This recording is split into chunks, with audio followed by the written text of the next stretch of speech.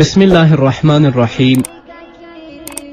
الحمد لله رب العالمين حمد الشاكرين، الصلاة والسلام على سيد الأنبياء والمرسلين سيدنا ونبينا وشفيعنا ومولانا محمد وعلى آله وأصحابه الطيبين الطاهرين. قدرمنو اوریدونکو د ژوند د لارې د خپرونې مینوالو، السلام علیکم ورحمت الله وبرکاته. ستاسو روغتیا او خوشحالي د پاک رب نه غواړم، په دې هیله چې د صحت او عافیت جامې په تن ولرئ او خوشحالي مو په برخه وي. دا دی زه محمد یاسین فهیم د ژوند د لارې د خپرونې په وړاندې کولو کې ستاسو په خدمت کې یم، په دې هیله چې دا خپرونه ستاسو د پام وړ وګرځي. قدرمنو اوریدونکو، په نننۍ خپرونه کې به تاسو ته د مانځه کولو مکمله طریقه بیان شي چې مونځ باید په کومه طریقه بیان شي. د دې نه وروسته بیا د مانځه واجبات، همدارنګه فرائض، ارکان، شرائط، مفسدات، مکروهات، مستحبات، سنن، انشاءالله په دې باندې به تفصیلي بله خپرونه انشاءالله زموږ په مخه کې وي.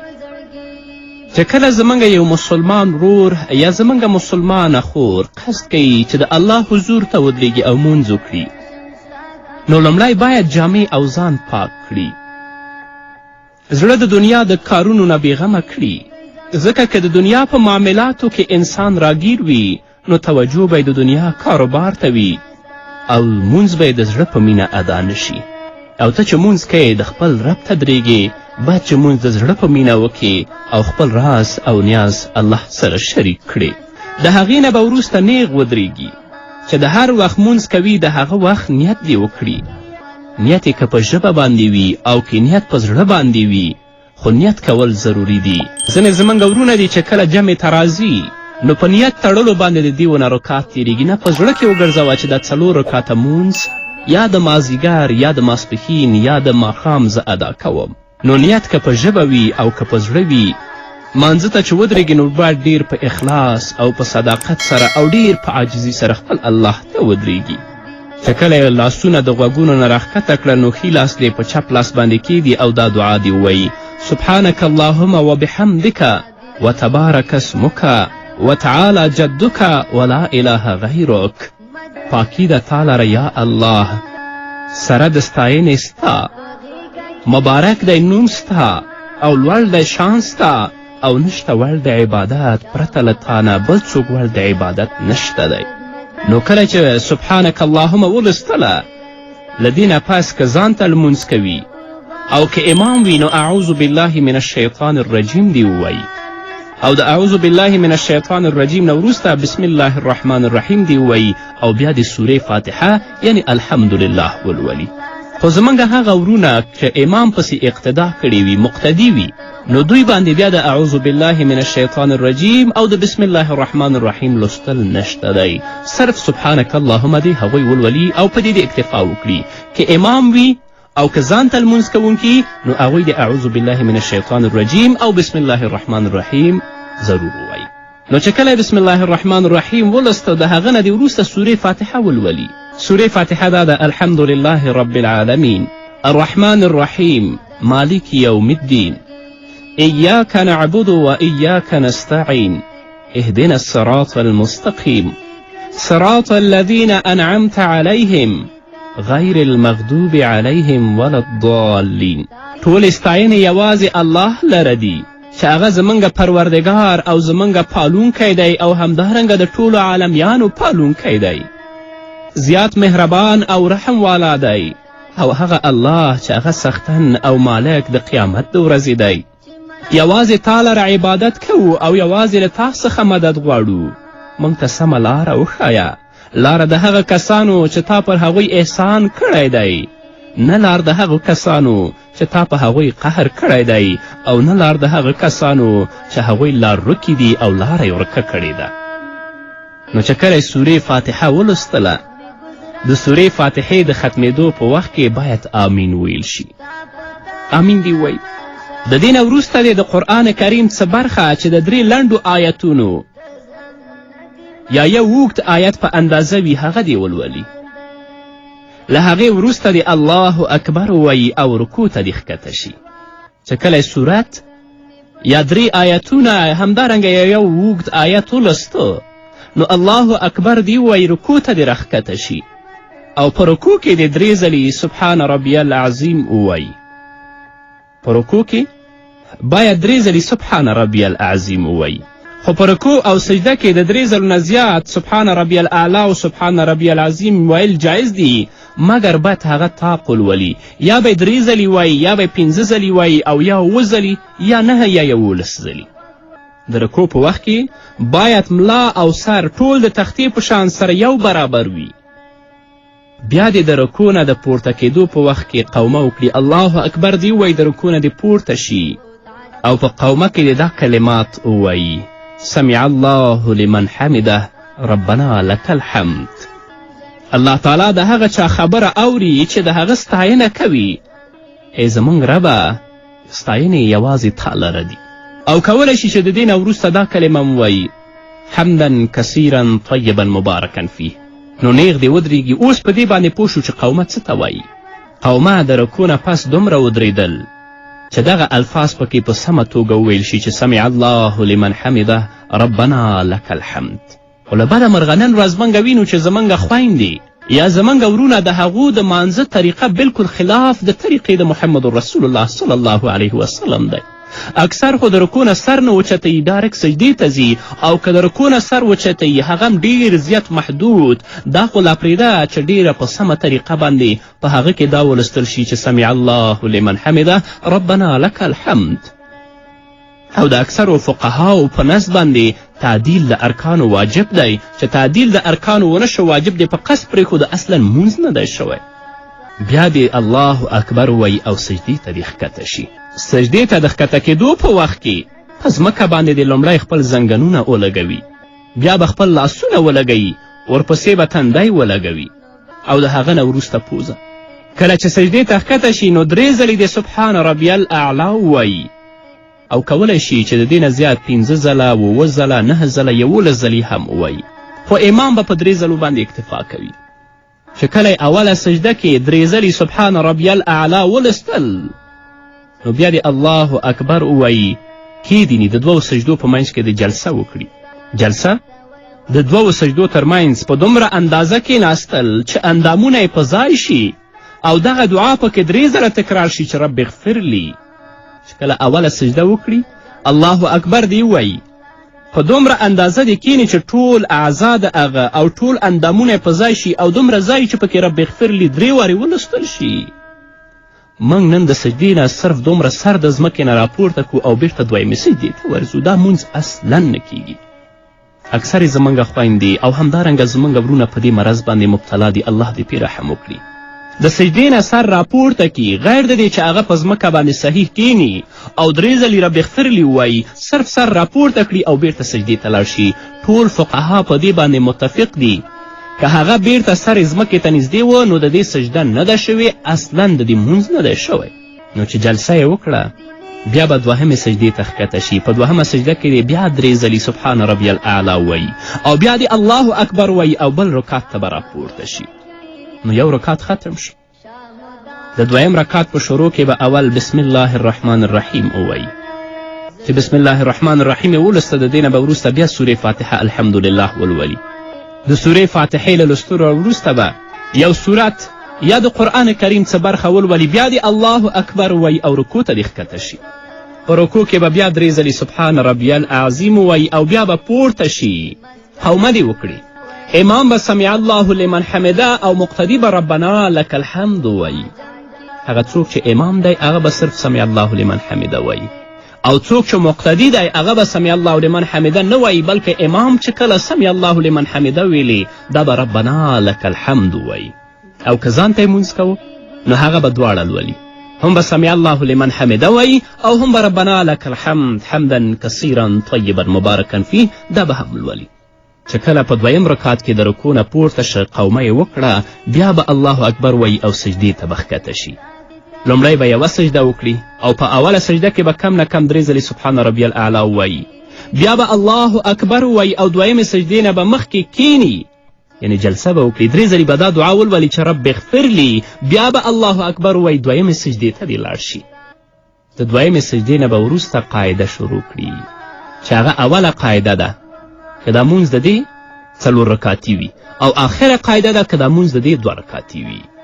نو قدرمنو اوریدونکو، مسلمانانو ورونو او خویندو، مونځ د اسلام د مقدس دین ډیر مهم رکن دی او په مانځه باندې الله رب العزت د انسان نه ډیر زیات خوشحالیږي، ځکه دا د خپل رب سره راز و نیاز کوي. نو چې مونځ کوئ ډیر په تضرع سره، ډیر په عاجزي سره خپل پروردګار ته ودرېږئ. اول مونځ یاد کړئ چې مونځ باید څنګه وشي. دا کومه طریقه چې ما تاسو ته بیان کړه انشاءالله په دې باندې به ډیر زیات زه وغږېږم. خدای مختصره طریقه ده.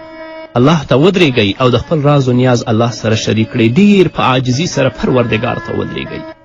د خپل رکوع سمه وکړئ، د خپل قومه سمه وکړئ، همدارنګه سجده سمه وکړئ، جلسه سمه وکړئ، تر څو چې دا ستاسو مونځ د الله رب العزت په دربار کې قبول شي. داسې نه خدای مکړه چې موږ تاسو په دنیا کې مونځ کوو، زحمت وباسو او داسې وکړو، راشو مانځه ته ودرېږه او هغه مونځ په موږ او تاسو باندې لعنت ووایي.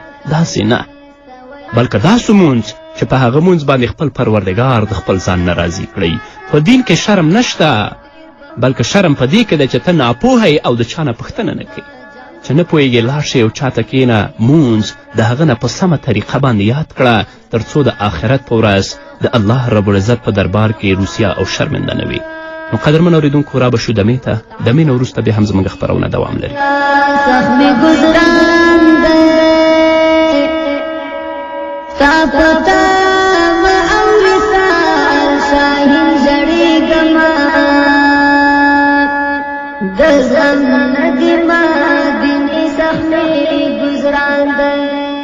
ستا دیدن می په زړګي باندې ارمان دی، مدینې کله بدر شمسا کوڅې ته، ستا په غېږه کې ویده زما جانان دی. شاهدان چې دا ستا خدمت کولی،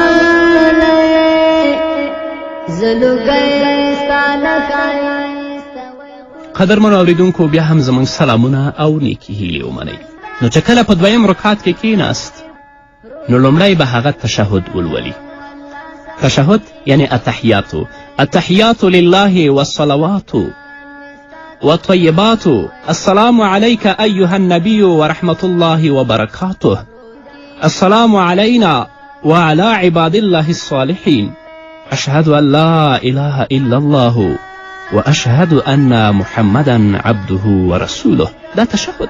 التحيات لله والصلوات والطيبات.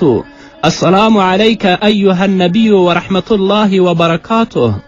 السلام علينا وعلى عباد الله الصالحين. أشهد أن لا إله إلا الله وأشهد أن محمدا عبده ورسوله. طول استاینې، ټول حمدونه، قولی عبادتونه، بدنی عبادتونه الله تعالی لره دي. سلامتیا له هر آفته دې وي تا لره ای پیغمبره، او رحمت د الله تعالی دې وي په تا ای پیغمبره، او ډیر خیرونه او برکتونه د الله دې وي په تا ای پیغمبره، او سلامتیا له ټولو آفتونه دې وي په موږ او په نیکو بندګانو د الله. زه شاهدي ورکوم په دې چې بېشکه نشته داسې ذات چې عبادت یې کیږي بې له الله څخه، او زه شاهدي ورکوم چې رښتیا سره محمد رسول الله صلی الله علیه وسلم د الله بنده او د الله رسول دی. نو که مونځ 4 رکاتي وي لکه د ماسپښین، د مازدیګر، د ماسخوتن مونځ، یا 3 رکاتي وي لکه د ماښام مونځ، نو په همدې باندې د اکتفا او بسوالی وکړي. یعنې په اوله قاعده کې د صرف تشهد ووایي او په آخره قاعده کې به درود او دعا دواړه ووایي. او که مونځ 2 رکاتي وي لکه د سهار مونځ یا هغه نفلي منځونه چې تاسو کوئ، نو چې کله تشهد ووایي د تشهد نه به وروسته بیا درود ووایي او هغه دعا چې په آخر کې د هغه به ولولئ بیا به سلام ګرځوئ. چې کله یې اتحیاتو ولوستله نو پورته دې شي 3م رکعت ته په همغه طریقه چې ما تاسو ته ذکر کړل. 3م رکعت دې وکړي. بیا د 4م رکعت کې چې کله کېناسته او تشهد یې ولسته، د تشهد نه به وروسته دا درود ولولي: اللهم صل على محمد وعلى آل محمد كما صليت على إبراهيم وعلى آل إبراهيم إنك حميد مجيد.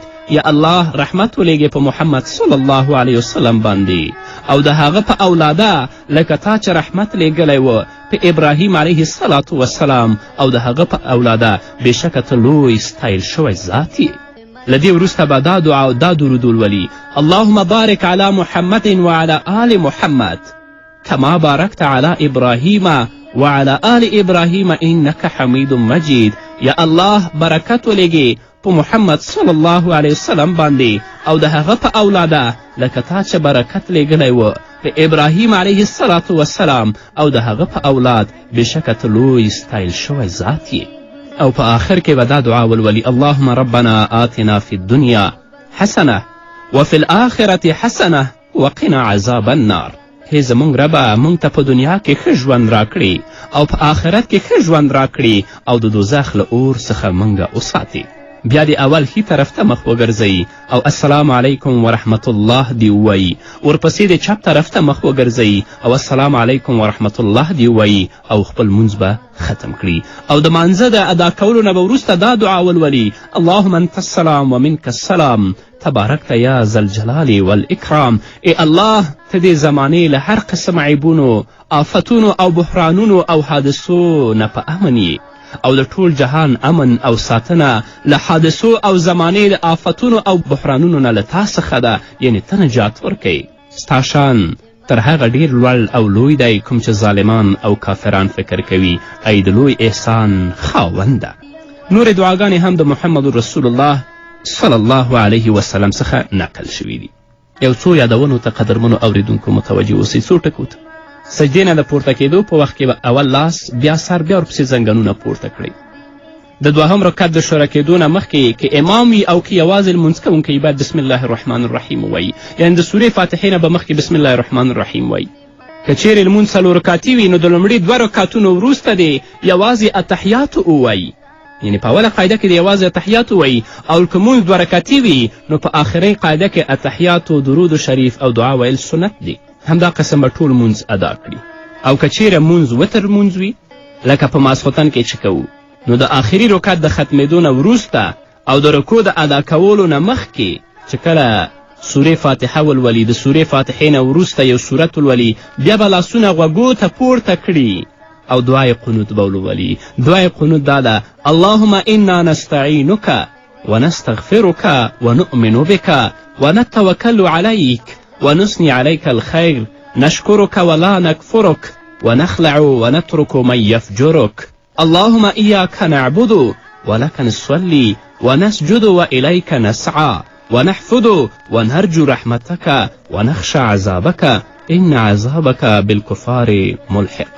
یا الله موږ له تا نه د مرستې غوښتونکي یو، له تا څخه هدایت غواړو او لارښوونه غواړو، له تا څخه د بښنې غوښتونکي یو، پر تا ایمان لرو، پر تا توکل کوو، ستا ښه ستاینه کوو، ستا شکر ادا کوو، ستا ناشکري نه کوو.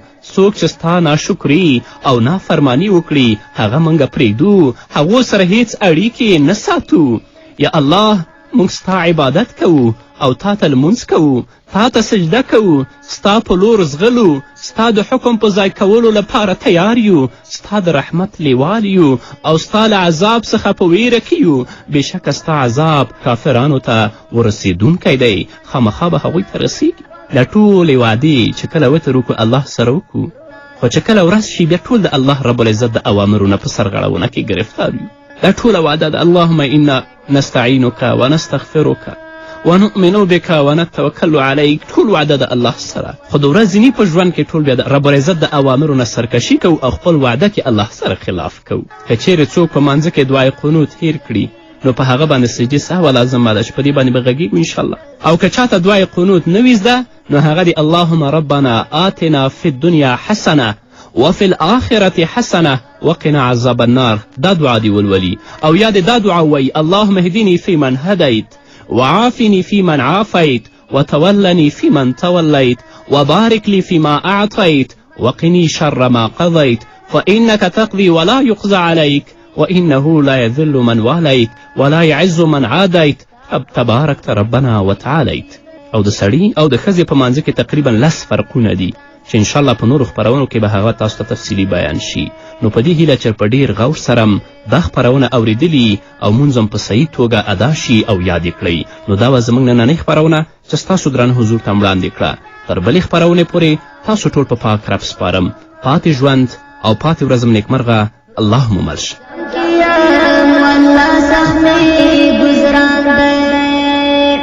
چې مسکان مستا ترخوا وی ډېر بخوا کړم پروت عجم کې یم والله سخت مې ګزران دی ستا په